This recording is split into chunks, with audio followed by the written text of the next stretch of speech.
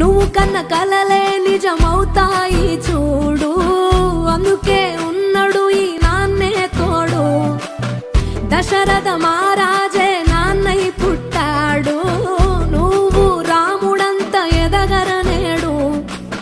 చరితలు ఎన్నడు చూడని మమతల గూడే వీధిరో, సంపద అంటే ఏదో కాదురో, ఇంతకు మించి